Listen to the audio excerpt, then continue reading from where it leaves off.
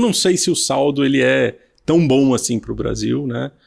Momentaneamente, nós vimos os agentes econômicos, de repente, esperando um pouco mais a solução para, vamos dizer, para fazer sua alocação de portfólio, né? Acho que a volta, né, a volta de alguns produtos para a alíquota antiga ou até a isenção, de certa forma, trouxe um alívio de que existe uma possibilidade de negociação à frente, né? Ela está, assim, apesar da gente olhar para esse lado político, mas ela tem muito a ver, eu acho, que com a questão das big techs. Tá? Acho que esse é o ponto mais importante dessa história toda aí, que o nosso governo tem que endereçar, de certa forma. Mas quando a gente olha para a ótica de bolsa, na verdade, são poucas as empresas que acabaram sendo muito afetadas, né? Então, vamos lá, num primeiro momento, né, numa primeira leitura, sempre leitura de primeira ordem, você tinha ali as empresas que sofreriam muito, então Embraer, WEG, Suzano, né, as empresas ligadas ao setor frigorífico, enfim, algumas delas se safaram, e eu acho que, lógico, o grande destaque era Embraer, e era provável que isso fosse acontecer, dado o tamanho da Embraer na economia americana, economia que eu quero dizer do setor aéreo americano, e que a gente esquece que não é só a venda de avião, né, mas são a venda das partes do avião. Poxa, todo dia pousam e levantam aviões lá, e você precisa fazer manutenção. Então, isso me parecia uma coisa meio sem volta, né? Algo que deveria retornar para o patamar anterior. Outras empresas se dispuseram a montar suas fábricas por lá e tocar parte da produção por lá, né? A Suzano falando em ativar uma fábrica que eles têm lá, deixar ela mais intensa em capital. As próprias empresas de siderurgia falando, olha, dá uma olhadinha aqui na minha fábrica, na questão da Gerdau, outras fazendo o vínculo com o México. Puxa, a gente tem o México aqui com produtos que estão dentro lá do SMCA e que isso teria um benefício.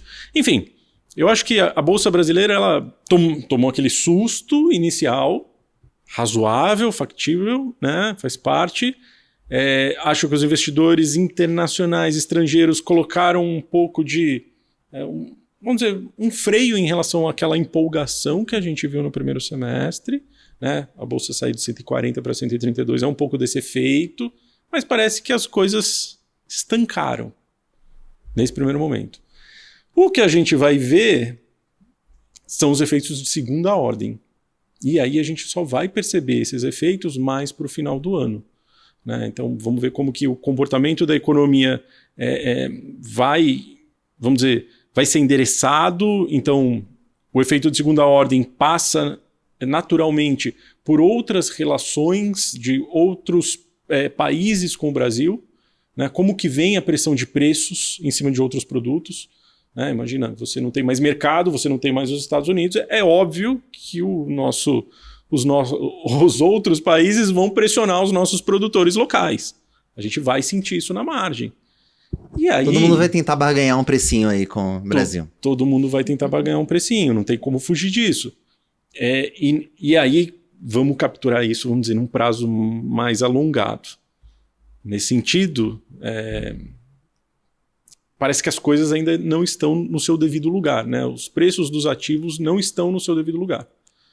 Seja o câmbio, seja os juros que estão caindo, mas até por conta vamos dizer, da leitura ruim do emprego nos Estados Unidos na última sexta-feira, que trouxe aquela impressão que, olha, não, mas o Fed agora vai baixar juros, né? Agora parece que está definido, né? E isso acaba afetando a curva de juros global, de certa forma, e o Brasil acabou capturando isso. Mas me parece ainda que os preços ainda vão se ajustar. Seja da Bolsa, seja do câmbio, seja dos juros. Mas o tarifaço ele entra em vigor efetivamente nessa semana. Ao contrário dos outros países onde o tarifaço já começou, o Trump deu um prazo adicional para as tarifas entrarem em vigor aqui no Brasil. A gente não consegue ainda barganhar alguma coisa até lá, por exemplo, o café que ficou de fora, enfim, outros produtos. Você tem essa expectativa? E eu queria só voltar numa questão ainda em relação ao que saiu. porque o mercado e os investidores tomaram um grande susto quando veio as tarifas de 50%.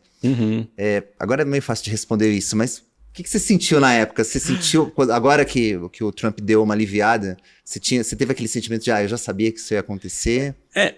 Vamos lá. Saber a gente nunca sabe. Ainda mais se tratando desse governo americano que ele surpreende, né, a cada movimento.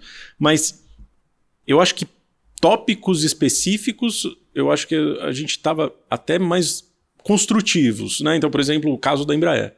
O caso da Embraer era um caso que necessariamente ele precisaria voltar para trás. Primeiro porque você não tem hoje uma capacidade fabril voltada para a produção de aviões e partes no mundo inteiro suficiente para alimentar os Estados Unidos. Se você tirar a Embraer dessa jogada, meio que o mundo vai começar a ficar desequilibrado, né? Então, porque, vamos lá, não é só não é só tirar a Embraer dos Estados Unidos. O problema é que esse tipo de efeito na Embraer, na verdade, desequilibraria ela como um todo, como empresa, né? Você acaba machucando uma parte da receita que é muito relevante e sem aquele capital, como que você investe nas outras linhas de negócio e como que o mundo começa a te olhar em termos de capacidade de entrega de aviões, capacidade de entrega de partes.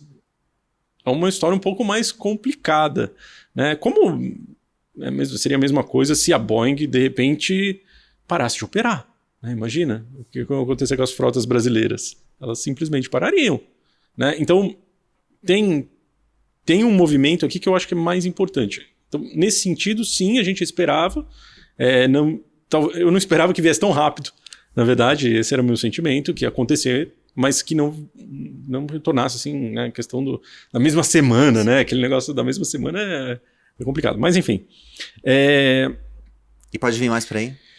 Mais concessões, digamos, do governo Trump? Ou ela está condicionada a alguma coisa? Eu acho que condicionada. E aí condicionada a principalmente essa questão envolvendo as Big Techs. Né? Essa questão da responsabilidade das Big Techs por tudo que é escrito dentro da plataforma, que simplesmente eles não têm esse controle. Não é só aqui, né, gente? É no mundo inteiro. Assim, como que você regula isso, né? Talvez adotar uma perspectiva mais parecida com a Europa talvez ajudasse um pouco mais aqui a nossa negociação.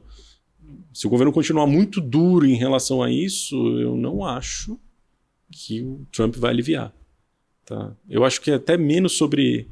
nesse momento, acho que é menos até sobre Bolsonaro, enfim, e mais sobre essa questão das Big Techs.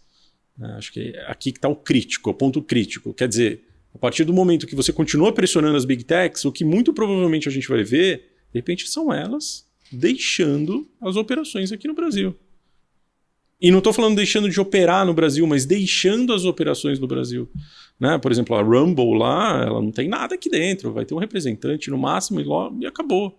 E de repente o que as Big Techs podem fazer, ainda mais nessa onda que a gente está vendo de inteligência artificial, etc, etc, é começar a reduzir a operação aqui no Brasil. Olha. Mesmo com a quantidade gigante, né? Que o Brasil é se não me engano, acho que é o segundo maior país do mundo que tem, né, as redes sociais aqui. Pois é. Mas a gente sabe que isso pode acontecer, né? É isso que você espera da conversa do Trump com o Lula? Eu não sei o que eu espero. Veja, me parece que essa seria talvez uma grande carta do nosso governo para colocar negociar um pouco as coisas no eixo. Né? Não sei qual é a postura que o nosso governo vai ter. E também, né, nesse equilíbrio de força, né, o que faz sentido? Vamos tentar então tentar fazer novos acordos com os demais países e deixa isso do jeito que está, né? Pode ser. E aí é uma escolha do governo mesmo. Assim, eu vou, vamos dizer, quebrar ou vou eliminar uma parte da nossa indústria que hoje exporta tudo para os Estados Unidos e troca de eu ter o controle sobre os Big Techs. Pode ser uma escolha do governo, né? Ou, enfim, esse é um caminho que a gente ainda não sabe qual vai ser tomado, né?